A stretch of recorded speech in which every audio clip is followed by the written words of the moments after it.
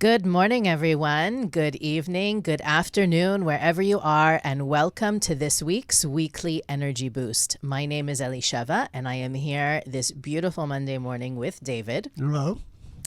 And we are excited to share with you, as we are every week, the spiritual energy forecast for the coming 7 days, the basis upon which we share the practical wisdom, suggestions, and tools with you is the wisdom of Kabbalah.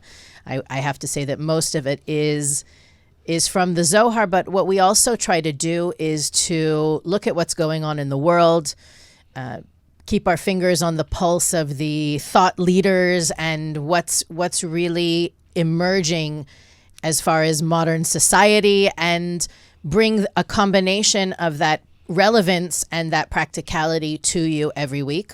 So we do that on Facebook. We do it on IGTV. Our podcasts are available on iTunes, Spotify, iHeartRadio, Google Play, Castbox, and Stitcher. And we're also on YouTube. Yes. So you have no excuse. And we're also on Kabbalah.com. No, we're not.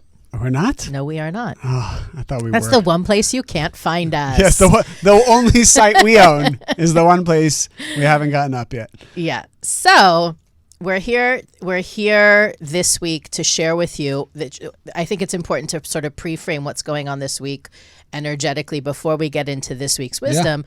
Yeah. This is the final week of the Kabbalistic year. Okay. So what that means is that all of the energy, and hopefully you've been following the Kabbalistic year is according to the lunar calendar. So it's not just like Kabbalah's own little year. We have a solar and a lunar calendar, and they work together. And through Kabbalah, we understand that the energy of the lunar affects us probably greater than the solar. That's what we're saying. Right. So the it's also called the Hebrew calendar, right? Because this is something, it's an ancient system of calculating time. And we are about to begin the new year of the calendar year is 5,780. And because of that, whether we realize it or not, we're wrapping up. We're at the bottom of the tank of energy that we drew for ourselves last week. Last week also, but last year. And there are certain opportunities we want to make sure, David and I have been talking about, we want to make sure that our listeners take advantage of in these last 7 days of the year. But also, this is powerful wisdom for every day of your life. That's really the essence of the show. On one hand, we're talking about what's available, what the opportunities are this week. At the same time, this is stuff that can help change your life any day of the year.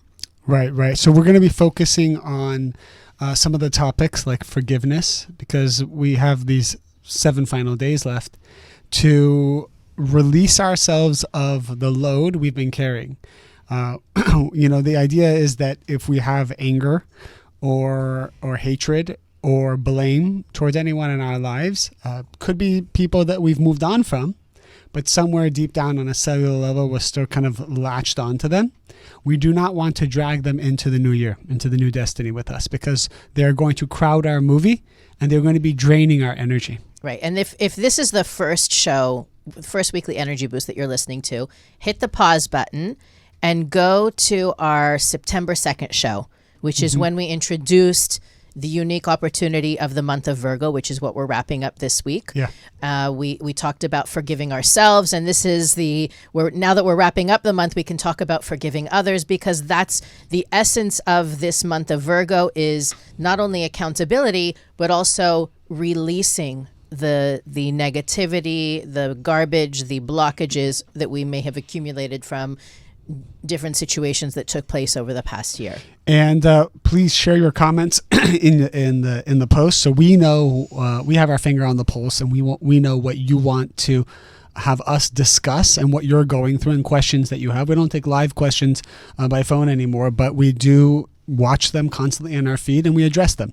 And of course, every time you like and share and comment, it broadens our audience and it gets more and more people to be exposed to this wisdom. Right. And if you're listening to a podcast, you can email us your questions and comments at energyboost@kabbalah.com. So one of the first things I wanted to talk about is this idea of what I wrote down here is righteous anger. I don't know if we mentioned this in a show before, but one of the barriers to truly becoming free and independent, which is something that we all want to achieve, is there's a part of us that has this righteous anger, which is we enjoy or we look for reasons to get angry.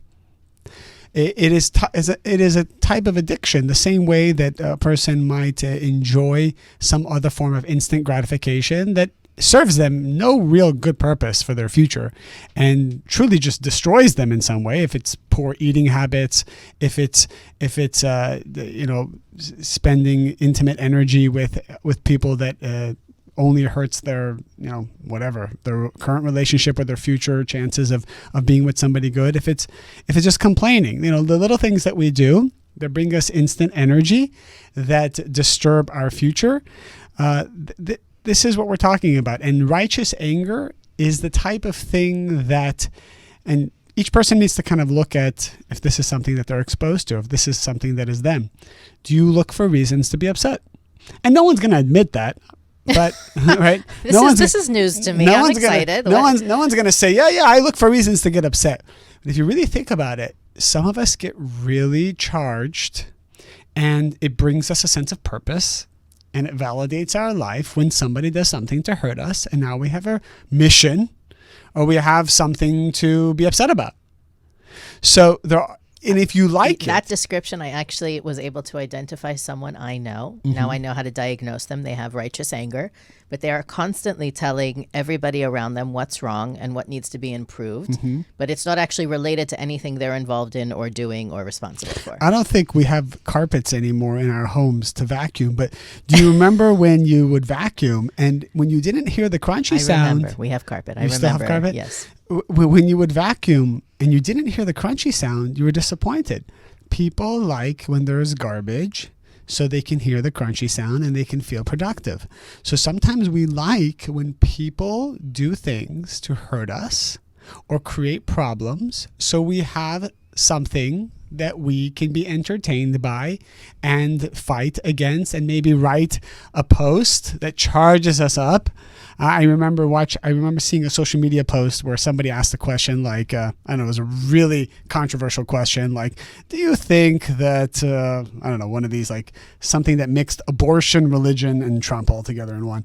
And then one guy's comment was, I'm grabbing my popcorn now. I'm taking a seat just to see how this thread unwinds. And all of a sudden you see everybody just going back and forth and just like making fun of each other and hating each other and anger. But it really it gives people enjoyment. It's like playing Fortnite. It's like sitting there playing a video game.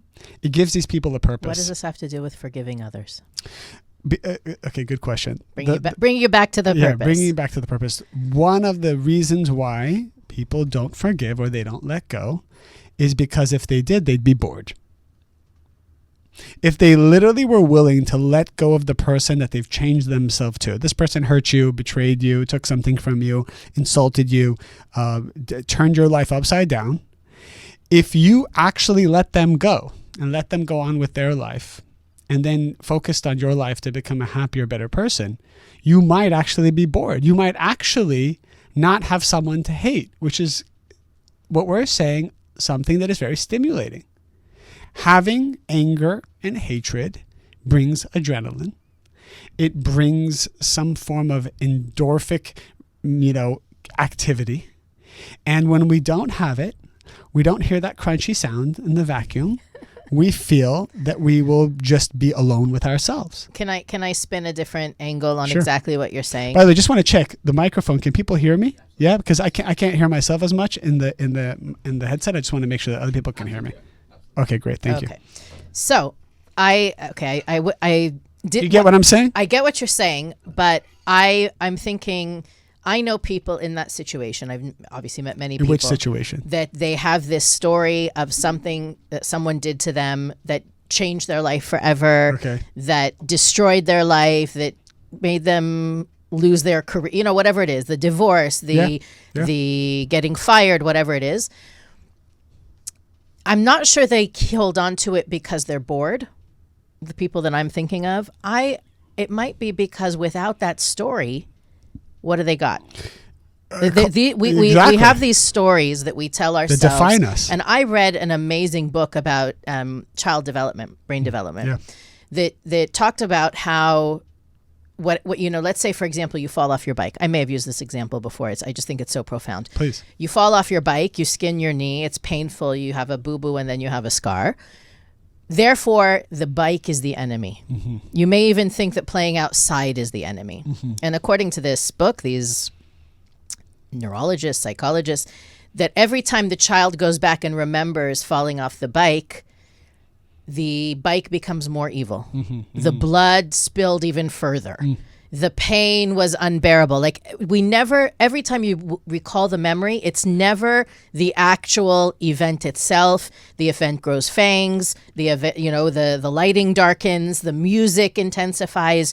We keep telling ourselves this story that happened, and it gets worse and worse and worse. And one of the things the book says is that if your kid does go through something difficult, go over the story again with them again and again and again to remind them what really happened, so that they don't become owned by the fear of the future incident.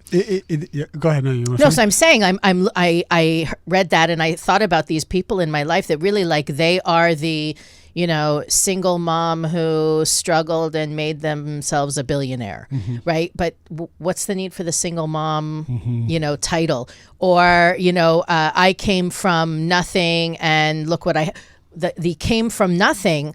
There is a sort of victim mentality, and it ends up draining from the story, from the life. And that's not really who you are. That may be who you were 15, 20, 30, 40 years ago, but it's not who you are now. Right. And you're so correct, because so many people, from our own personal experiences one-on-one with thousands of couples, especially what comes to my mind is divorce.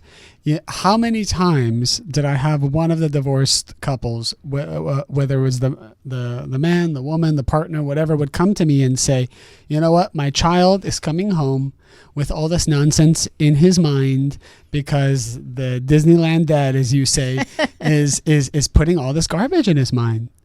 And the truth is, we're not going to have a discussion now of 30 minutes of how we can change your ex-husband. What we are going to have a discussion about is to take full responsibility for the fact that your child is coming home with garbage, not because he's putting something there. It's like, yes, that's why my child isn't behaving well, because he's putting garbage. Now, what if you were still married and your child came home with garbage? Then you'd have to take responsibility that you're not being the best parent. No, you'd probably blame the teacher, the kids in the class, or whatever. Exactly. What we're talking about here is not blaming, not putting the responsibility, not holding on to the stories of hurt and betrayal and wrongdoing, not because it's the nice thing to do. Right? We were talking in the car about how, the Bible makes it seem like forgiveness is next to godliness, mm-hmm. right? And that sometimes we pull stuff from biblical sources on the show. The incentive isn't there. It just is, forgiveness is the way to go. The question is why. And this is why Kabbalah is so powerful, because now we're going to share a mystical secret of what happens when your child comes home from Disneyland, ex-husband, dad, and has junk in his mind. The minute you say to your soul or to the creator, however you want to do it, I take full responsibility. My child is this way. My 6-year-old boy is this way because I need to be more connected to my soul. What was that? Just a wire dropped. Okay. I need to be more connected to my soul, to my light, to my transformation. And the minute you do that, by the way, your son transforms. Regardless of who put what in his brain. The second I realize it's just me and my soul, it's just me and the light of the creator, and I must transform myself to bring more light to overcome this darkness, my son changes. Now, if I sit there and I try to come up with a scheme of how to control my ex-husband to stop putting If you've ever tried to control your husband, believe me, it's a lot harder to control your ex-husband. Okay? You're talking from firsthand experience. Yes, it's one level up. Right. So that's the mystical experience we're talking about here. Is every time I take responsibility, even if I'm not to blame, but I take responsibility and I connect to that universal source of energy by saying, all right, something painful is happening. My son is the way he is because of someone else. I think, let me now take myself to a higher level.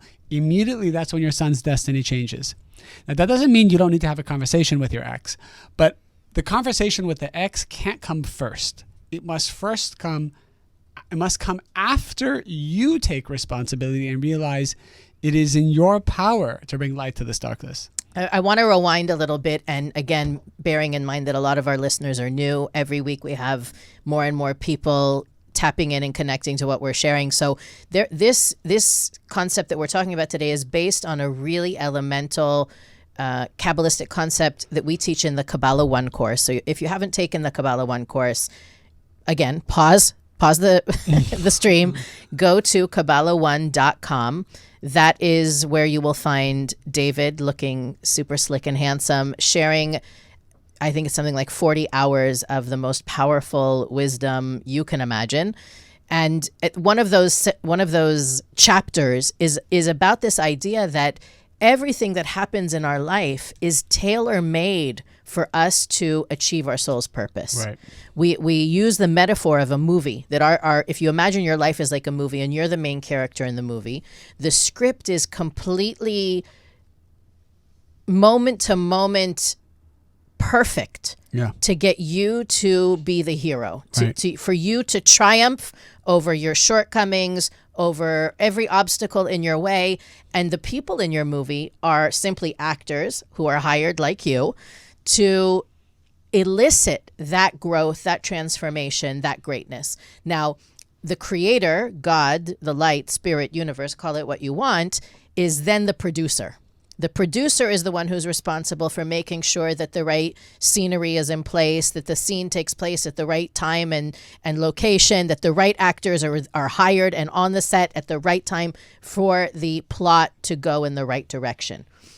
The problem is that we're not really paying attention most of the time, and we don't identify that, the person who's stepping on my foot right now is hired by the creator to step on my foot, not so that I will scream and say ow and blame the bruise on them, but so that I can, and this is just one of a billion examples, but maybe it's for me to wake up to the fact that I am just as busy and distracted as they are. Maybe it's because I need to have compassion for people who walk slowly because someone stepped on their foot. Maybe it's because if I didn't have my foot stepped on in that moment, I would have been at the crosswalk and a car would have ran over. There's infinite possibilities to why I might have needed my foot stepped on in that moment.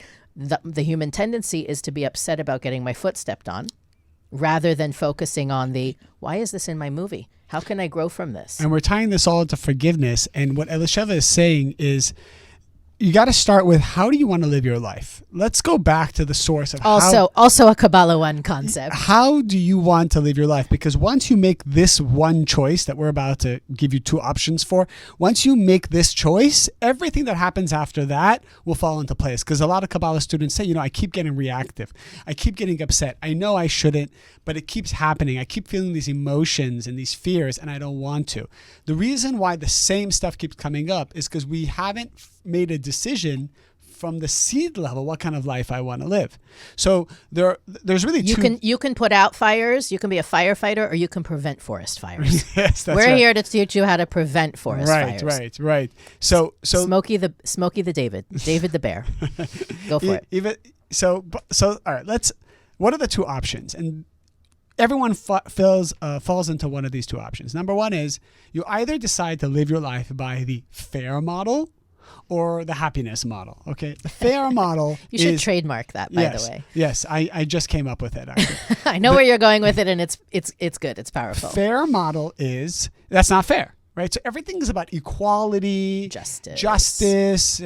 Something happened to me, now it needs to happen to you. They don't deserve, I deserve. Exactly. I worked harder, so I deserve this. Why did you get the promotion? I know why. It's because you're friends with the boss's son. That's why you got the promotion. Now I'm upset. That's not fair. That shouldn't be that way. Equality. We should have equality of pay, equality of this, equality of that. Now, I'm not saying that those things are wrong. What I'm saying is, if you're living your life trying to pursue this model of fair, you will be tortured. And not only will you be tortured, you will never be inclined to transform yourself. The happiness model is, no matter what happens, no matter what I see, no matter what I hear, no matter what comes my way, I will process that information in a way that brings me happiness. That means that something bad happened. Okay, how can I react to this in order for me to become great, in order for me to maintain happiness? And that always means I use it towards my own growth and my own transformation. That doesn't mean, David can sometimes sound super clinical and desensitized. That doesn't mean that you don't get upset, or there are absolutely good reasons to be sad and to be hurt and to be upset. What David is saying is we all have a choice on how long we stay there and how that emotion affects us. Right. We have to feel those emotions. Right. I feel those emotions constantly. My choice then is, okay, am I going to pursue the FAIR model? The FAIR model usually means me lashing out, me trying to fix the problem immediately, me blaming other people, me holding on to a grudge. That's the FAIR model. The happiness model is, okay, I was hurt, wasn't even my fault. This is totally an inhumane thing that someone just did to me. But I'm going to follow the happiness model. I'm going to extract as many personal lessons from this. I'm going to grow. I'm going to try my best to forgive and to heal, because I myself cannot have toxicity within me because I want to maintain happiness. Right. And human nature is to not forgive. I think that's something that we need to put out there. That's the FAIR model. The FAIR model, right. Why should I forgive? You did something wrong. Right. You need justice. That's the natural, that's nature. Mm-hmm. That is, so I'm saying that first of all, because if you're sitting there saying, how on earth am I going to stop playing by the FAIR model? Know that is what's normal and what's natural. What Kabbalah teaches is that if you want to have an extraordinary life, you need to be extraordinary. Extraordinary means extraordinary, outside of the norm, outside of what's expected. Daily, we deal with people who are dealing with political upheaval, or some people are afraid every day because of where the environment is headed, right? Now, doesn't mean that it's not happening. Okay, so let's say it is happening. My question is, are you going to torture yourself every day until the world falls apart? So let's look at what that looks like. The environment is in a crisis. In 20 years, let's say we're all going to die. Fine. How do you want to live those next 20 years? Do you want to be miserable and worried about the day that everyone's going to die, or do you want to be happy? Now, that doesn't mean you don't do something about it. You don't recycle. Yeah, it doesn't mean you don't recycle, and it doesn't mean just leave your water running, right? Right. But what it means is, okay, I'm getting this information. I'm not going to now hate the politicians that aren't believing in what I'm believing about the environment. I'm not going to now hate and react all day long and be stressed out and have a panic attack. Because that's just as much a contribution to global warming as your car is. Exactly. In fact, the true global warming is every time I'm stressed. Right. Every time I have stress or anxiety, what is it? Anger. What do I put in the atmosphere? What is the CO2? CO2? Is that what it is? I'm actually putting the CO2 out there. It's not the cow farts. People think it's just the cow farts that are doing it. Yes, it is. It's actually not sheep. just the cow farts. It's when you're stressed, you're letting out a spiritual fart. Yeah, made you think. Mic drop. That's the end of our show, okay? It made you and that's our show on forgiveness. Yes. Look, I want to bring in, I know it's usually David that brings in the deeper, more spiritual secrets. As evidenced by what I just shared. Right. We're going to pivot right now from the bathroom to the chapel, the sacred temple of the show. There's a really interesting section in the Zohar, which again is the main text of Kabbalah, and that's where we try to draw the spiritual wisdom that we share on the show.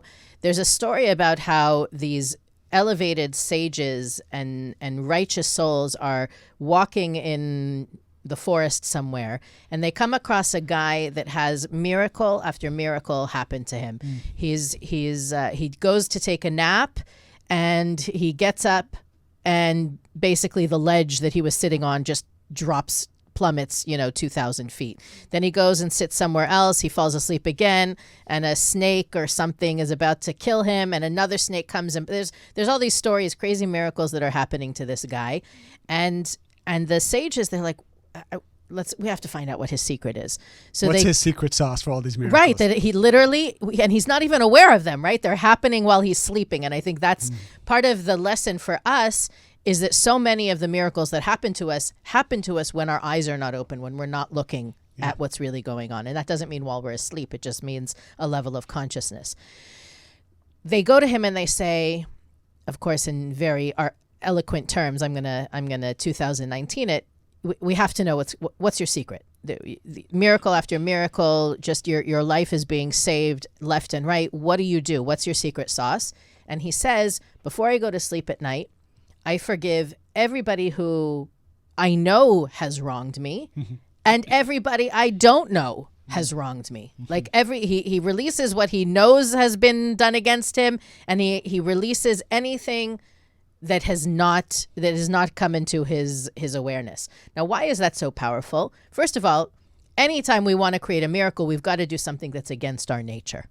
But what I think is also powerful about this story is that he's avoiding death because he goes through this forgiveness process. Now, this is not if you want to live a long life, forgive people. But it is also, if you want to live a long life, if you want to be healthy, if you want to be happy, if you want to go to sleep at night and have a good night's sleep, right? David always talks about this.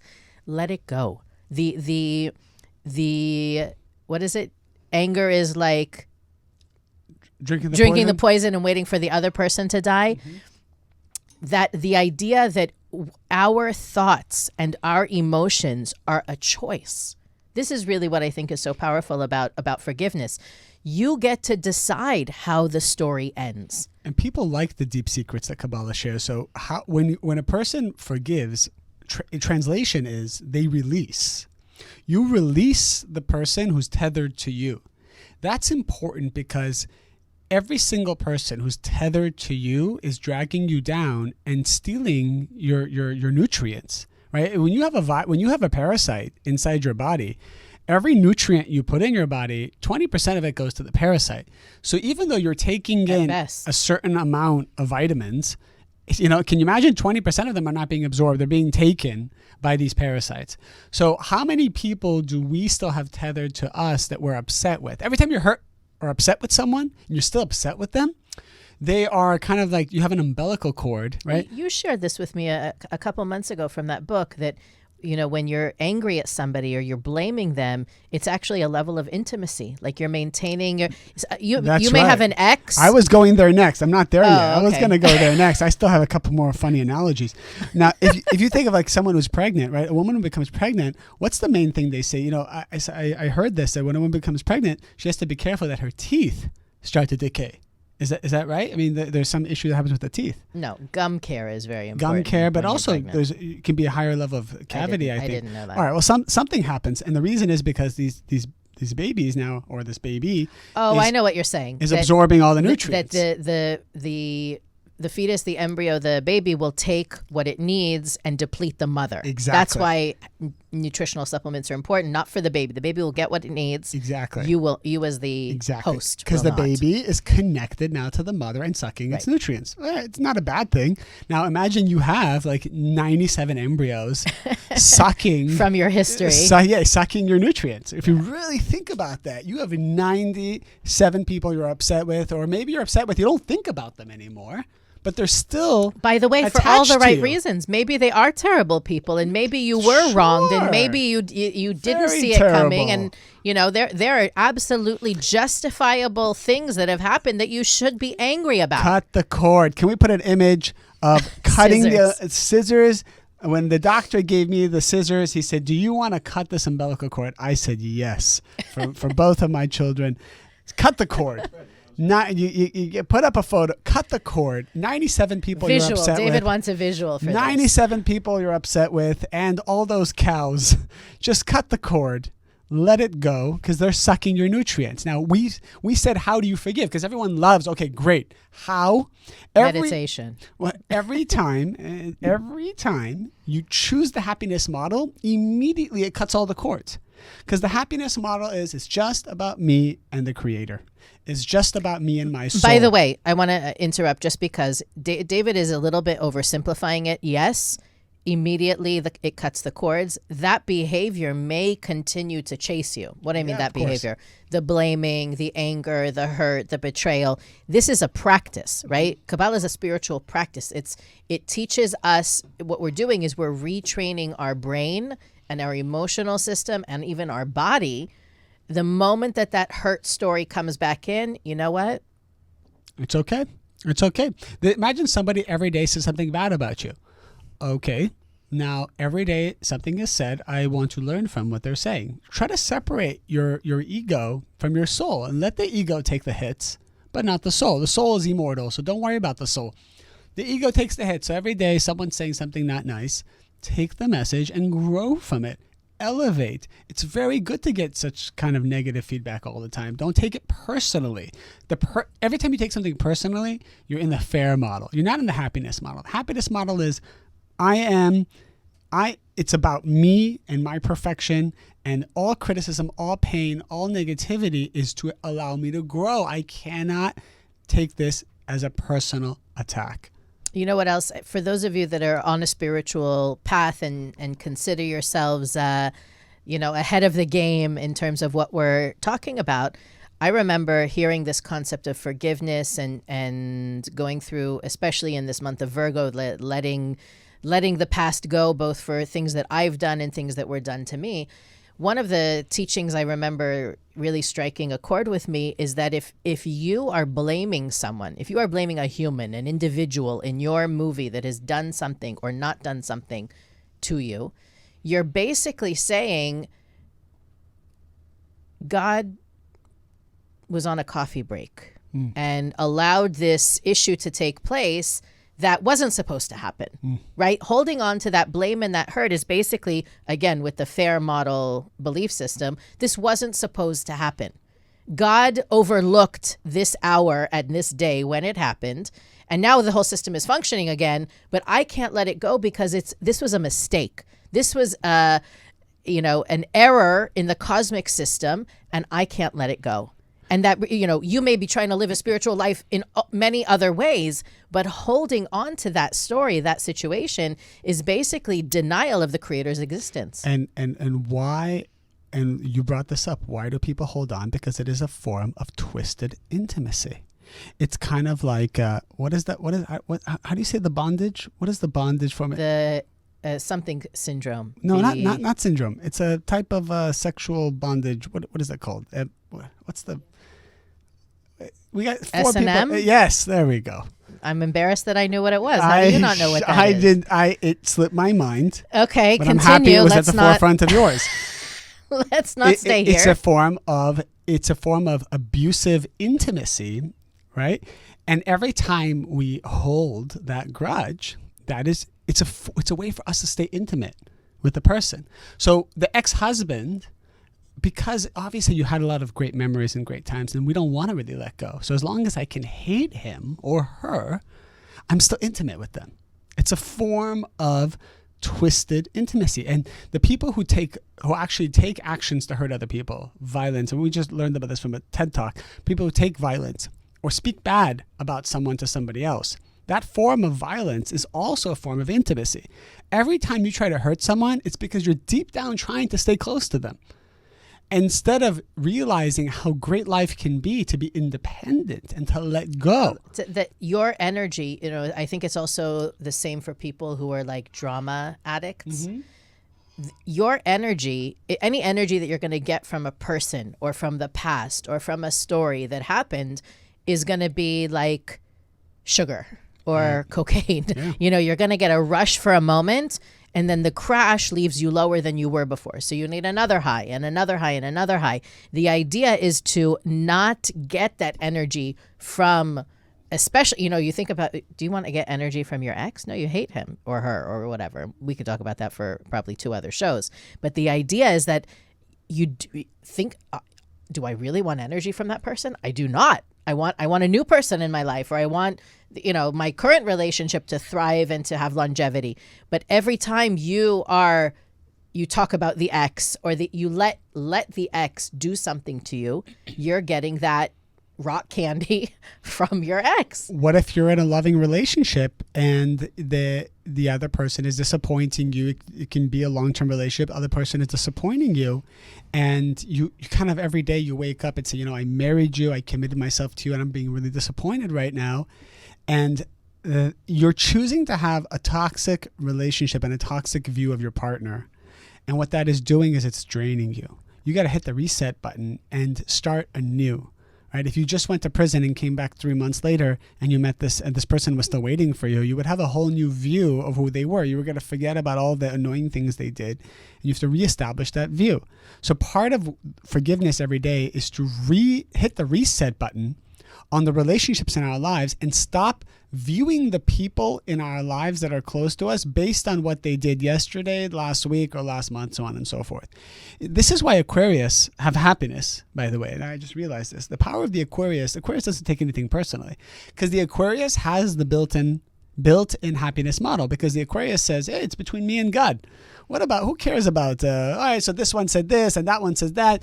No one can control me. The Aquarius hates to be tethered. That's why they just let it all wash off of them. Of course, they have other corrections that they need to make, which is to be able to feel more intimacy. But at least the toxic forms of intimacy, they're disconnecting from, right? I think about the Aquarius. It's so fun having a bunch of Aquarius in the room. Nobody takes anything personally. No one's even listening to what the person is saying. I have no idea what you're talking about. You don't have? Do you have Aquarius in your house? I have 3 Aquarian children. Yes. Okay, they take things very personally. Do they really? They're evolved Aquarians. No, I want to share with you something. I just got a text from a student that I spoke to not long ago about what we're talking about. Yeah. Obviously, a very Virgo month theme, and she's writing to me. It's much easier way to live thinking what's yours is yours. And I can't help thinking that that's not something we need to talk about. Mm-hmm. If you really understand that whole idea of the movie, right? That the props that need to be yours are yours. Mm-hmm. The scenery, the setting, the house, everything that is essential for the unfolding of your destiny of total fulfillment, total happiness, that's all yours. No one can take anything from you. So even if there's a story in your past where someone said something and so you lost your job, or someone did something and it resulted in a breakup, or someone,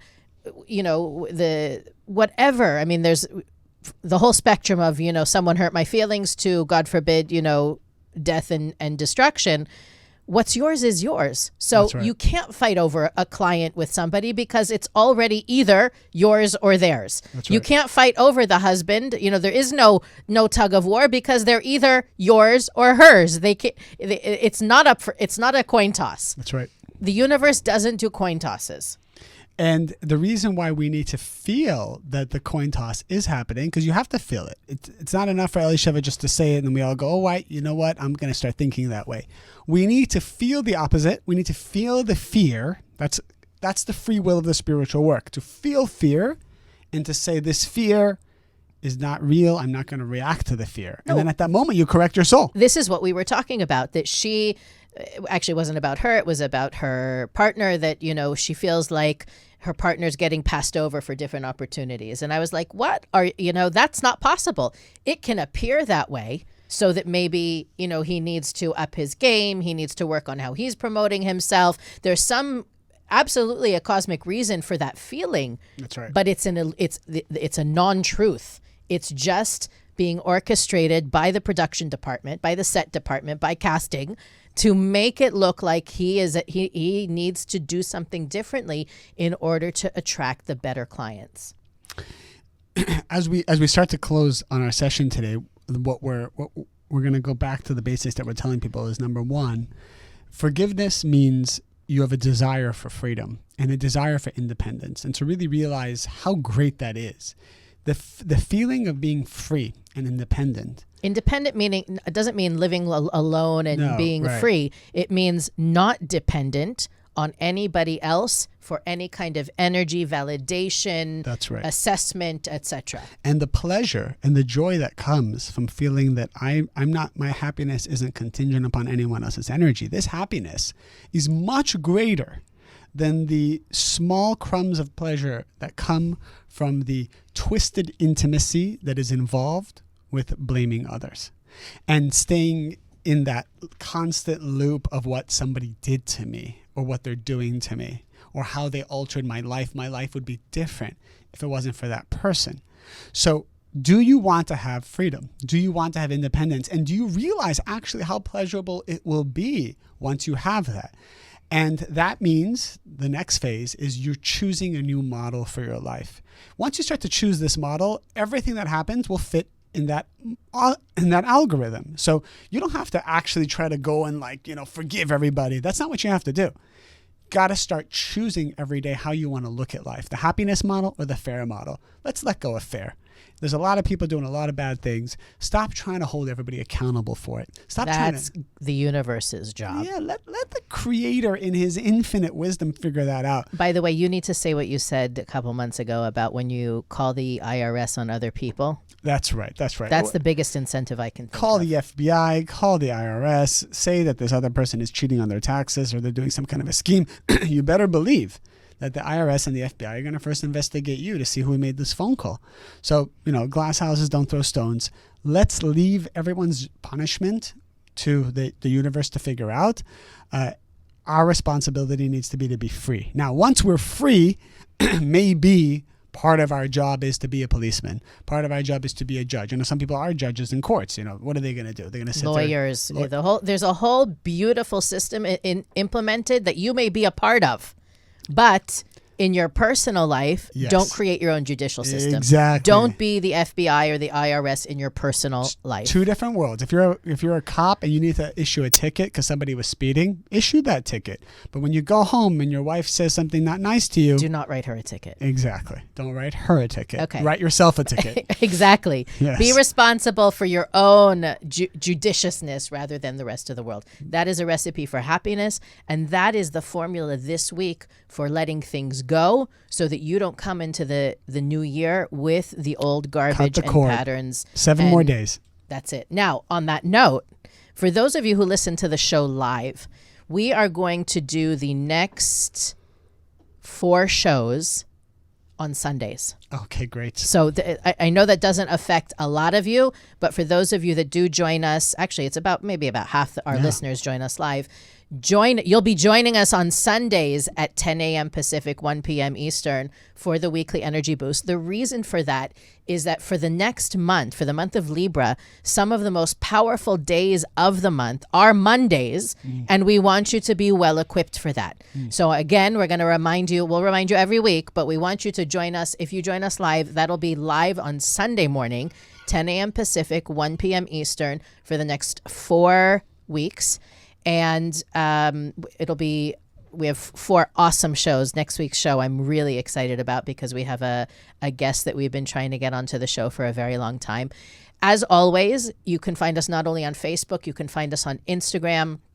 We are on YouTube, iTunes, Spotify, iHeartRadio, Google Play, CastBox, and Stitcher. We'd love to hear your comments and your feedback. So as you're watching, you can comment on Facebook, Instagram, and YouTube. We check those feeds. We want to answer your questions. We want to hear more from you about what you're interested in hearing, what you're working on, what you're struggling with. David, 30-second close. Don't blame the cows. Don't blame the cows anymore. Have a fabulous week, and we will see you next Sunday on the Weekly Energy Boost.